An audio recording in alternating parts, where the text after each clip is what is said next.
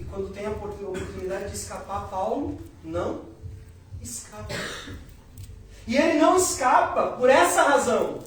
Porque ele sabia que ele era um homem livre e que aquele ambiente, que aquela realidade não o fazia um prisioneiro. Porque Paulo estava liberto pela verdade. A verdade de quem ele era diante das acusações das pessoas. A verdade de quem ele era diante dos desafios da realidade da vida, que muitas vezes são duros. Quantas vezes nós temos realidades de vida duras? Quem já enfrentou perda de trabalho alguma vez na vida? Quem de vocês já enfrentou situação financeira difícil? Quem de vocês já enfrentaram de uma forma aguda, pontuda para o seu lado, que te feriram? Quantas realidades difíceis nós já vivemos? Mas Paulo olhou para as realidades que estavam à sua volta e não permitiu que essas realidades destruíssem a sua verdadeira liberdade. Ele sabia de dentro do coração dele que ele era um homem livre. As portas e as correntes não faziam de Paulo um prisioneiro. As portas e as correntes não faziam de Paulo um homem mais triste, angustiado, sem destino. Não. Nem as portas e nem as cadeias faziam de Paulo um homem sem sentido de viver. E quando eu olho para a vida de Paulo e eu vejo frases como: porque para mim o viver é Cristo e o morrer é ganho. Quando ele diz assim: combati o bom combate, acabei a carreira e guardei a fé. Tenho por mim, que é uma riqueza muito grande, ter perdido tudo por amor a Cristo e ter vivido a minha vida por Ele. Me parece que esse homem, a fuga de Paulo, poderia levar a vida daquele homem. Então Paulo faz o quê? Prefere correr o risco de ficar preso, de chegar à guarda e assumir aquela bagunça toda, de afastar aquele homem dali e de prender de novo Paulo. Ele prefere correr o risco disso acontecer do que simplesmente lançar mão do seu direito de viver livre. Então Paulo se sujeita a viver preso por amor ao outro. E aí vem uma grande pergunta para nós. Será que nós, como filhos de Deus, como crentes, como cristãos, estamos dispostos a abrir mão de nossos confortos, de nossa liberdade, para que alguém seja alcançado por nós e pela luz que brilha em nós, através do nosso testemunho e principalmente do fato de, mesmo que o outro seja o nosso carrasco, ter disposição de permanecer do seu lado, porque talvez o nosso carrasco só tenha a nós como oportunidade de ser salvo. Carcereiro. E eu acho que, não sei se temos muita clareza sobre o que isso significa. Talvez não. Porque Jesus disse uma vez: se vocês amam aqueles que são seus irmãos, seus parentes, seus amigos, nisso a gente não tem muita vantagem. Quem realmente dá testemunho de Cristo é aquele que ama os seus inimigos. Como é que se ama um inimigo? Se ama um inimigo a ponto de desejar ardentemente a sua salvação, nem que para isso custe a minha liberdade. Eu acompanho às vezes a história de mulheres casadas com maridos que não são crentes. E eu conheço histórias de mulheres que passaram, e enquanto estiveram firmes, depois de 35 anos, seus maridos convertem. E aí elas têm então a vitória que buscaram durante tantos anos. Podiam ter saído de casamentos difíceis, mas optaram ficar para salvar o carcereiro. Para salvar alguém tão sem sentido, dentro de uma lógica comum da vida das pessoas. Parece que Paulo faz essa mesma escolha. E eu acredito que existem prisões que nós nos submetemos que são prisões não físicas, mas prisões emocionais, prisões mentais, maneiras de viver, que acabam tirando de nós essa essência do que é ser de verdade cristão. Sabe, ser cristão não é vir à igreja. Ser cristão não é só participar da reunião de quarta, de sexta. Ser cristão não é só dar os meus 10% do meu dízimo, que é o meu dízimo. Ser cristão não é frequentar uma boa escola de teologia. Não, nós já sabemos que não é isso. Ser cristãos é imitarmos o pensamento, o sentimento e a maneira de agir de Cristo. É olhar para Ele e perguntar qual é a referência de Cristo que eu tenho para agir agora diante dessa situação. A que Cristo me convida? O que Ele está pedindo de mim sobre essa circunstância? O que eu devo fazer? Para que lado eu devo olhar? Para onde que Jesus viraria agora, nesse momento, a minha cabeça? E eu acredito que Paulo, mesmo tendo a possibilidade de se libertar, o direito de estar livre, optou pela responsabilidade de ser alguém como Jesus disse que ele deveria ser. Eu acho que a Bíblia nos traz essa história exatamente para a gente pensar e refletir um pouco sobre a maneira que nós estamos vivendo o nosso cristianismo. Atos capítulo 16, versículos 26 a 28 diz que de repente houve um grande terremoto, tão violento que os alicerces da prisão foram abalados. Imediatamente as portas se abriram, as correntes de todas as pessoas se soltaram. Veja, Deus agiu em favor de Paulo, mas as correntes de todo mundo caíram por terra.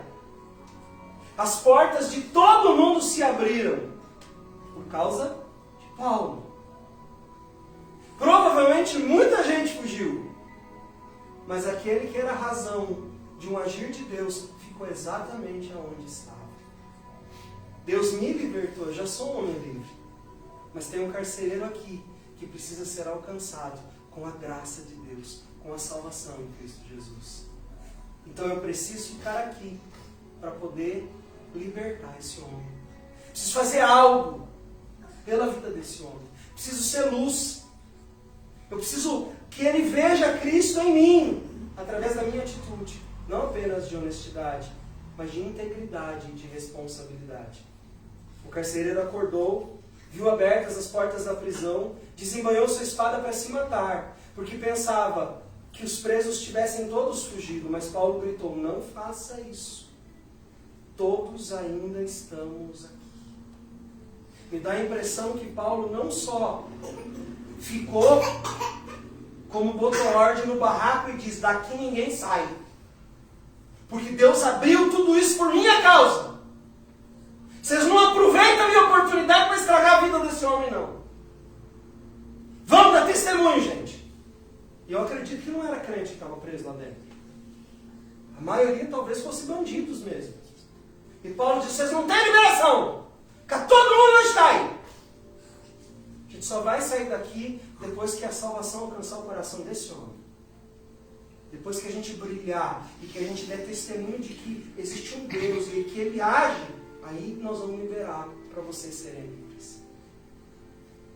Ele se deparou, aquele homem ficou tão triste diante do seu próprio fracasso enquanto guarda, que queria tirar sua própria vida. Quantas vezes a gente se depara com fracassos pessoais, a ponto de a nossa vida perder o sentido. Parece que a gente perde o sentido e a cor da vida. Tem alguns fracassos que acontecem na vida da gente, que a gente olha e diz, mas por quê? Eu fiz tudo o que eu sabia, certo? Eu tentei apontar os caminhos o mais corretamente possível. Eu tentei fazer aquilo que eu deveria fazer. E Deus deu errado. E parece que quanto mais certo você faz, mais errado fica. Você já viveu essa situação alguma vez na vida? Tem uma coisa que você está tentando e continua dando errado. E aí os mais sábios, conselheiros do alto escalão vêm dizer para você, talvez você tenha que mudar o jeito, porque Quando a gente muda o jeito, os resultados aparecem. Sabe, no mundo empresarial, nas coisas da vida, talvez isso faça muito sentido.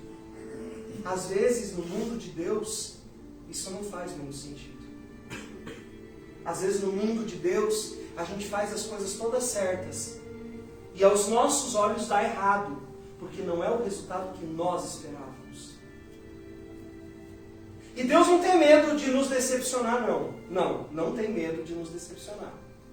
Exatamente porque muitas vezes as decepções de Deus para nós nos colocam no lugar onde nós deveríamos estar. Quer ver? O que acontece quando morrem? Ô Jesus, que mancada, hein? Você, né? Por nada não, mas você deu uma demoradinha aí, né?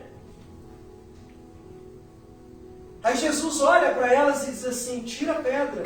O que dizem para Jesus quando ele manda tirar a pedra?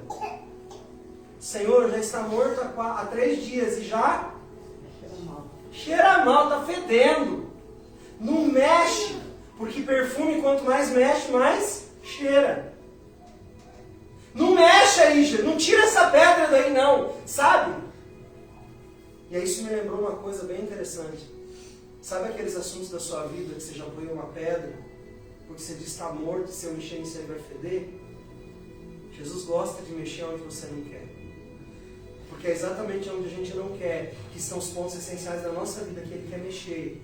E por mais que feda, Ele não se importa, porque Ele pode trazer vida onde existe alguma coisa morta. Então sim, qualquer problema da sua vida pode ser solucionado por Deus, se você permitir que Ele mexa, ainda que feda. E eu não estou falando de vergonha, exposição pública, não. Eu estou falando do teu ato secreto de conhecimento. Que é quando você vai para a intimidade com Jesus para conhecê-lo mais. Não só para ter entendimento, que a gente também já viu que tem diferença entre entendimento e conhecimento. Conhecer Jesus tem a ver com intimidade com Ele. Entendimento tem a ver sobre o que Ele faz, quem Ele foi, estamos. Parece que os nossos dias só ficam piores. E aí Jesus está lá nesse meio e manda tirar a pedra. Eles relutam, tiram. E o que Jesus faz? Jesus traz de novo ele à vida. Ou seja, o mais importante Jesus faz. Mas o Lázaro, apesar de estar vivo de novo, depois de feder, ele ainda estava amarrado. E Jesus olha para os seus amigos que estão à volta e diz, vão lá e desamarram a ele. Deixa esse homem viver. Jesus não podia ter feito cair as ataduras? Podia ou não podia? Mas sabe por que Jesus não fez cair as ataduras? Porque o milagre é de Jesus, mas os processos são nossos. E eles não são solitários. Por isso viver em comunidade é tão importante. Porque somos nós que vamos desamarrar as ataduras uns dos outros depois do milagre que o Senhor fizer na nossa vida. Você recebe o milagre, mas para usufruir dessa posição de milagre, você vai precisar de amigos que tirem suas ataduras e que te deixem ir. Que participem do processo de tirar suas ataduras e te fazer caminhar de novo. E te trazer para a vida de volta. E te liberar para caminhar de novo. E sabe, eu acho que a igreja tem entendido isso muito pouco.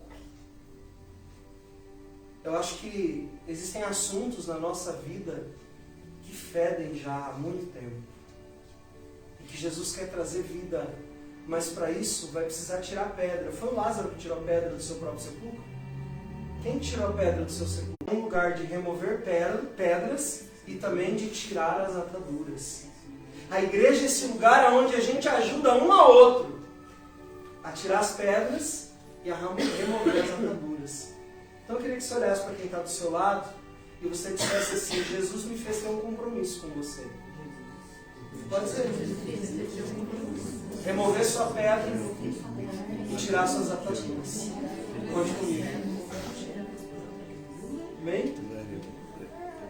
Não é brincadeira, não é uma coisa para ser só sabida, entendida, não. É uma coisa para ser conhecida. É uma coisa para ser prática entre nós. De repente, a Lana está passando por uma situação difícil. E tem um assunto na vida dela que fedeu. Eu preciso ter a capacidade de olhar para ela e dizer: minha irmã, eu não me envergonho daquilo que fede na vida dela. Mas eu sou a pessoa que vou tirar a pedra da frente da sua saída. E eu sou aquele que vou tirar suas ataduras. Porque para mim é importante que você tenha liberdade. Sabe aquilo que eu tenho dito e redito e dito de novo entre nós? Eu vou continuar dizendo. Se for para errar, que seja uns com os outros aqui. E que haja entre nós perdão e suficiente maturidade para você ficar. E para a gente superar as nossas diferenças e as nossas dificuldades. Porque tudo que vem fora disso é covardia. O que Deus quer de nós é que a gente fique. Que a gente puxe a pedra. Que a gente tire as ataduras. Que a gente olhe um para o outro e diga: tá, puxa, Lana, fiquei triste, decepcionado. Mas hoje sou eu que estou decepcionado. Talvez amanhã seja você que vai estar decepcionada comigo. A gente não precisa parar de andar junto com isso. Você para de andar junto com seus pais porque eles decepcionam você? Eles param de ser seus pais? Você deixa seus filhos agora vão morar na casa de outra pessoa porque eles decepcionaram você? Por que você não faz isso? Porque eles são seus filhos. O Evangelho do Reino é exatamente esse. Nós não descartamos uns aos outros. Nós amamos uns aos outros. E se amamos, nós tiramos as pedras e removemos as ataduras. Ainda que esteja meio fedidinho, a gente suporta em amor. Porque é isso que a Bíblia diz para a gente fazer. Paulo suporta a sua prisão. Porque ele tem responsabilidade com quem ele é agora. Paulo não é mais um grande nome do judaísmo. Paulo agora é alguém que teve o seu nome escrito no livro da vida em Jesus Cristo. E ele é muito mais do que um militante de causa. Paulo agora é um pequeno Jesus, manifestado a homens que estavam na escuridão e que precisavam ver Jesus. Paulo não tem vergonha e não tem medo. Mas Paulo passa por um processo de transformação da sua mente. Deus também decepcionou Paulo. Paulo tinha convicção de que estava fazendo tudo certo, não tinha? Era um grande conhecedor, respeitado em tudo quanto é lugar, tinha dupla cidadania, coisa que é difícil até hoje. Né? Títulos. Era alguém master. Paulo o master. E Paulo diz assim, eu abri mão de tudo isso. Para quê? Para viver a Cristo. Abri mão de tudo isso para ser apenas o Paulo de Jesus. Não mais o grande Paulo conhecido nos grandes palcos que todo mundo sabe quem é, com uma palavra ousada, justiceiro, paladino, que briga contra a injustiça, que mostra a verdade. Não. Paulo deixa de ser tudo isso para ser apenas o Paulo de Cristo, que fica preso por um desconhecido, mas que fica até que ele seja salvo. Que está disposto a dar sua vida em amor ao outro, porque sua mente foi transformada. Sabe, eu desconfio que muitos de nós não sejamos apenas prisioneiros. Talvez alguns de nós sejamos os carrascos que prendem os outros.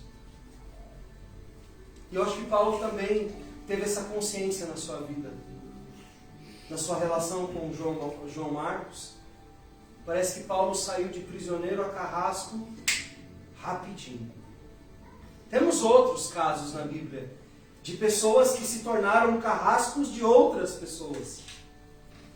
Por causa do seu posicionamento, de sua forma de pensar, de querer que o outro faça as coisas do seu jeito, da sua forma, no seu tempo, do jeitinho que você desenhou.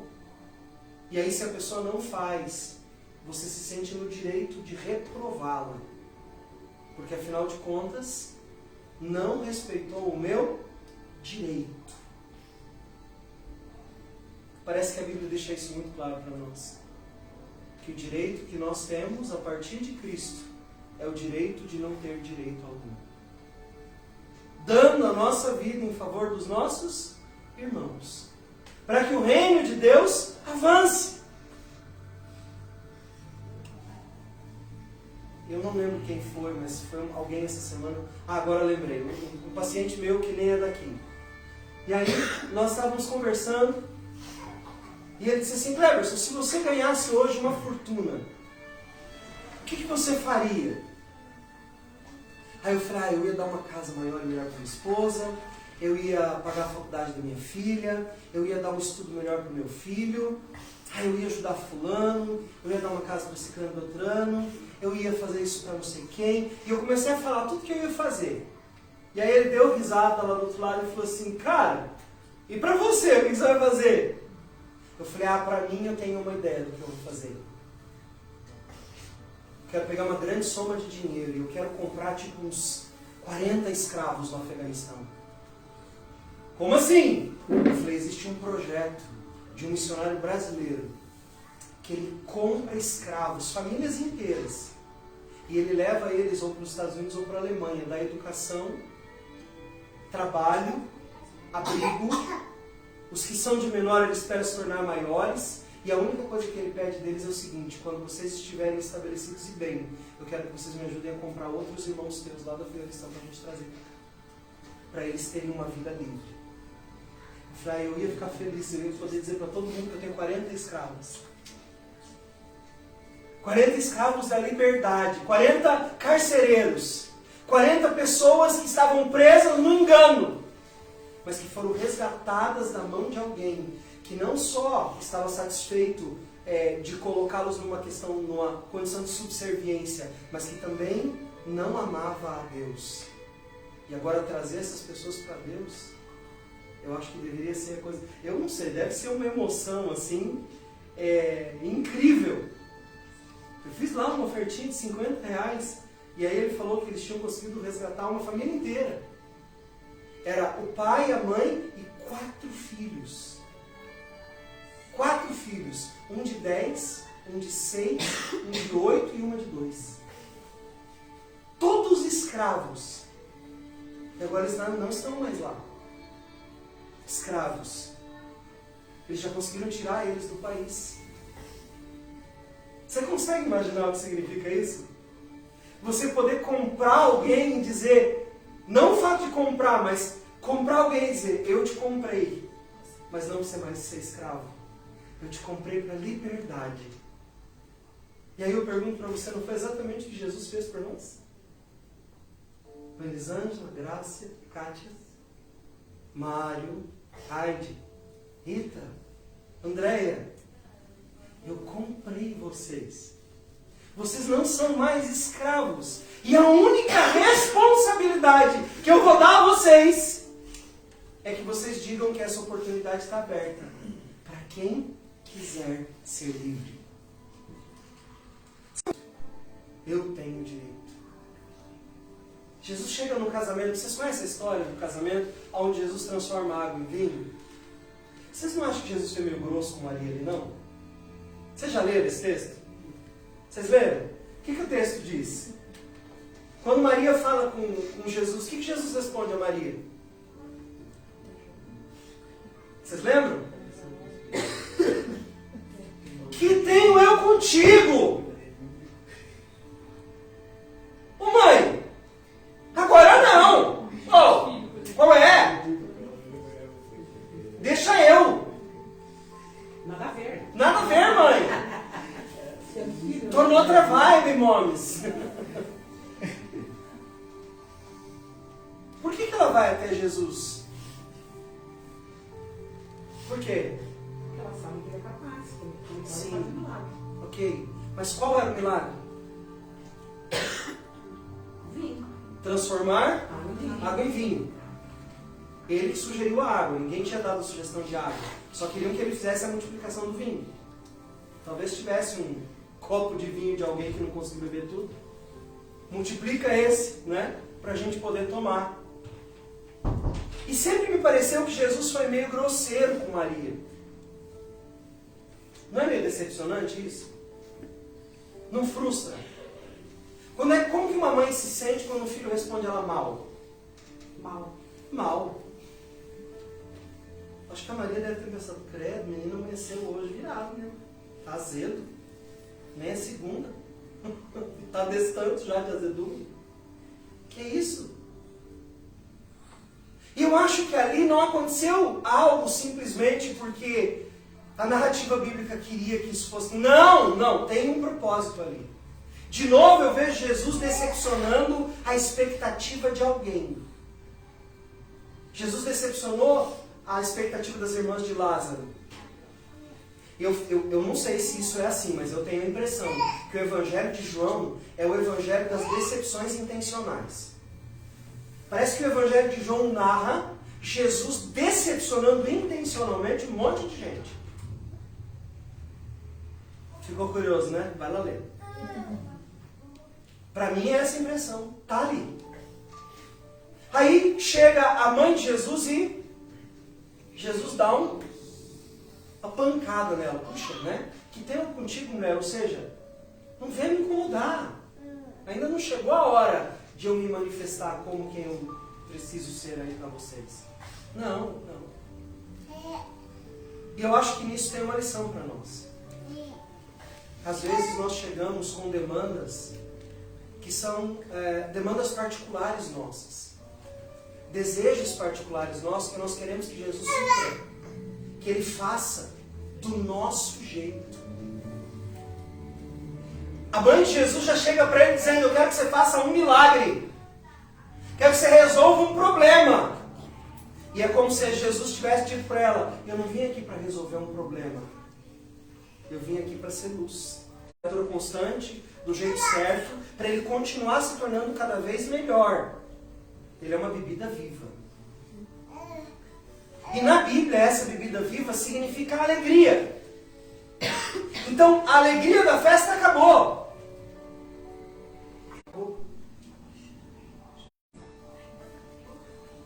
Se você pegar um pouquinho de água que você tem do seu poço e oferecer a Jesus, Ele pode transformar tudo isso de novo em uma verdadeira e melhor alegria do que aquela que você experimentava antes. Sabe como isso acontece? De novo, uns aos outros. O que Jesus tinha a ver com o problema? Jesus era o que no casamento, gente? Pai da noiva? Padrinho? O que Jesus era daquele casamento? Convidado. Um simples convidado. Ele tinha a responsabilidade de resolver alguma coisa ali? Nenhuma.